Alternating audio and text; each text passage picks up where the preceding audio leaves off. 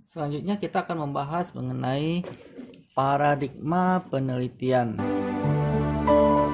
Dalam penelitian kuantitatif yang dilandasi suatu asumsi bahwa suatu gejala itu dapat diklasifikasikan dan hubungan gejala bersifat sebab akibat, maka peneliti dapat melakukan penelitian dengan memfokuskan kepada beberapa variabel saja.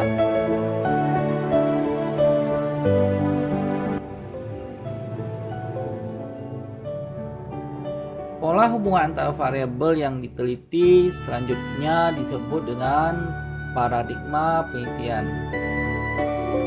Jadi paradigma penelitian itu dalam hal ini diartikan sebagai pola pikir yang menunjukkan hubungan antara variabel yang akan diteliti dan juga sekaligus mencerminkan jenis dan rumusan masalah yang perlu dijawab melalui penelitian. Teori yang digunakan untuk merumuskan hipotesis, jenis dan jumlah hipotesis, dan teknik analisis statistik yang akan digunakan. Berdasarkan hal ini, maka bentuk-bentuk paradigma atau model penelitian kuantitatif, khususnya penelitian survei, digambarkan sebagai berikut.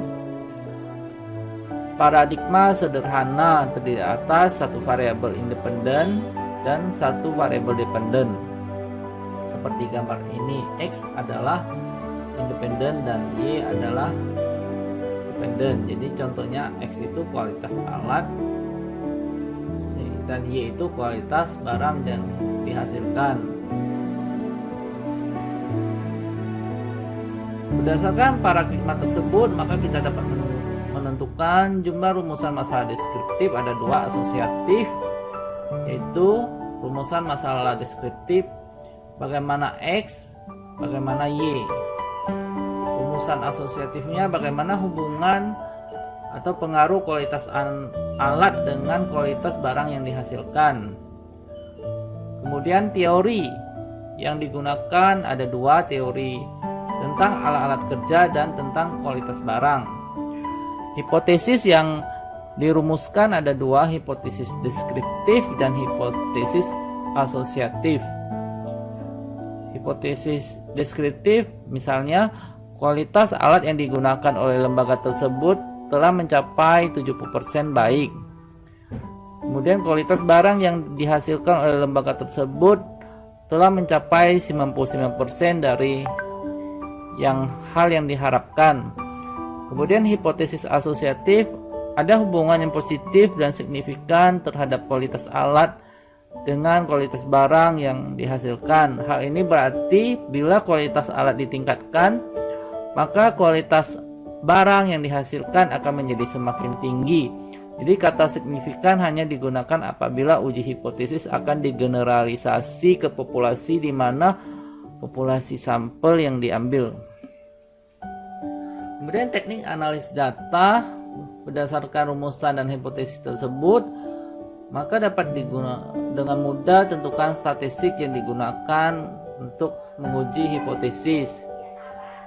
Jadi pengujian hipotesisnya menggunakan t-test one sample. Kemudian untuk hipotesis asosiatif, bila kedua variabel bentuk interval dan rasio, maka penggunaan teknik statistik korelasi produk momen.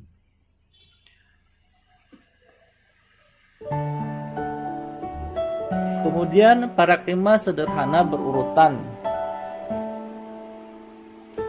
Dalam paradigma ini terdapat lebih dari dua variabel hubungan yang masih sederhana. Misalnya X1 kualitas input, X2 kualitas proses, X3 kualitas output, dan Y kualitas outcome.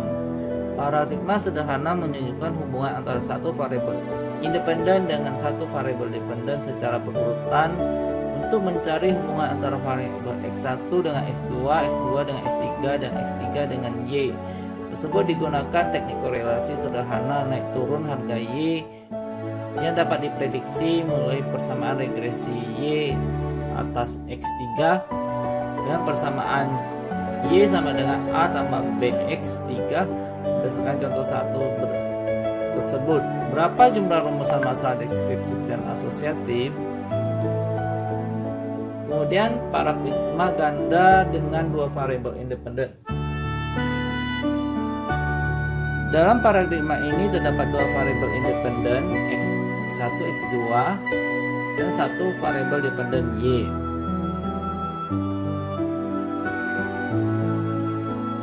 Jadi paradigma ganda dengan dua variabel independen X1 dan X2 dan variabel dependen Y untuk mencari hubungan X1 dengan Y dan X2 dengan Y menggunakan teknik korelasi sederhana.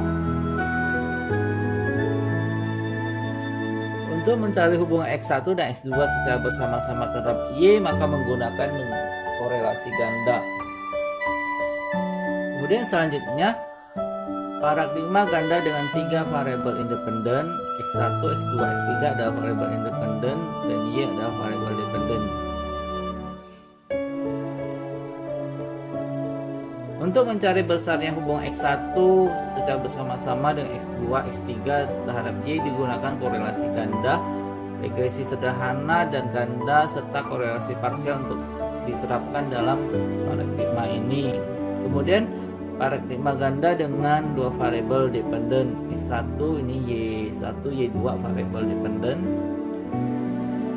Misalnya tingkat pendidikan, Y1-nya gaya kepemimpinan dan disiplin kerja. Paradigma ganda dengan satu variabel independen dan dua dependen untuk mencari besarnya hubungan X dan Y dan X dengan Y2 digunakan teknik korelasi sederhana. Demikian juga Y1 dan Y2 analisis regresi juga dapat digunakan di sini.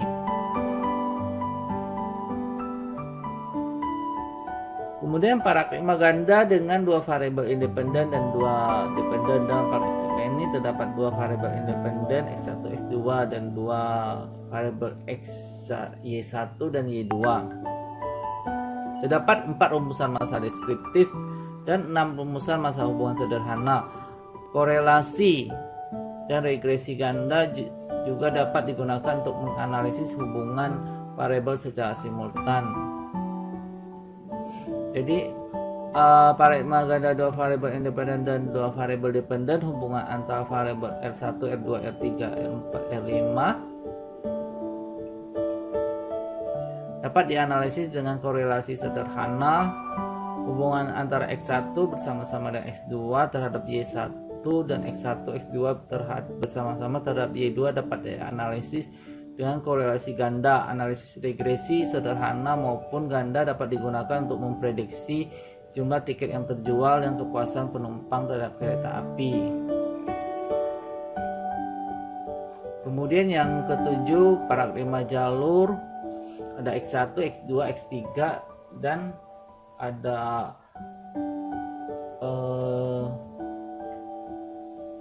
variabel dependennya Y.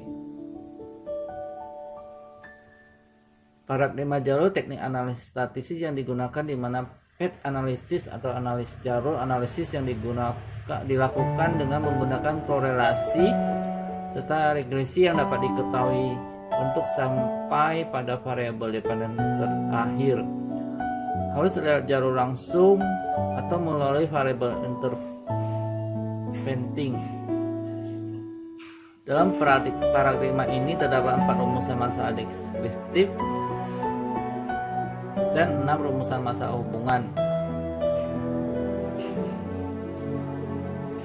Paradigma penelitian ini dinamakan paradigma jalur karena terdapat variabel yang berfungsi sebagai jalur antara atau X3. Dengan adanya variabel antara ini maka dapat digunakan untuk mengetahui apakah mencapai sasaran akhir harus melewati variabel itu atau bisa langsung ke sasaran akhir. Dari gambar terlihat bahwa murid yang berasal dari status sosial tertentu X1 tidak bisa langsung mencapai prestasi belajar yang tinggi Y, tetapi harus melalui peningkatan motif prestasi dan baru mencapai prestasi Y. Tapi bila murid mempunyai IQ yang tinggi X2, maka mereka langsung mencapai prestasi Y dengan R 0,57. Contoh tersebut diberikan oleh Keringer. Bentuk paradigma penelitian yang lain masih cukup banyak dan contoh-contoh diberikan terutama dikaitkan dengan teknik statistik yang dapat digunakan. Teknik statistik yang bersifat menguji perbedaan tidak tercermin pada paradigma yang telah diberikan, tetapi akan lebih nampak pada paradigma penelitian dengan metode eksperimen.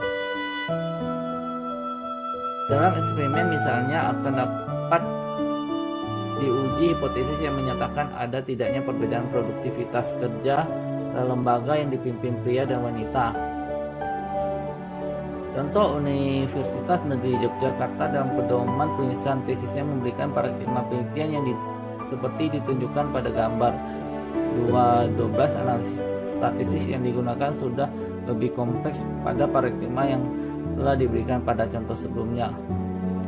Paradigma antar ubahan model rekursif.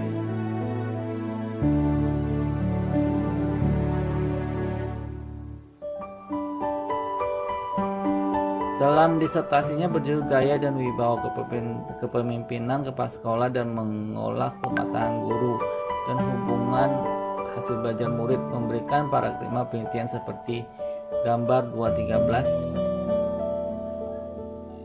Ini ya, kematangan guru, gaya kepemimpinan, wibawa guru, gaya kepemimpinan, wibawa guru, kematangan, memberikan hasil belajar. Paradigma penelitian gaya dan wibawa kepemimpinan kepala sekolah dan mengelola kematangan guru dan hubungannya dengan hasil belajar. Baik, terima kasih, semoga bermanfaat.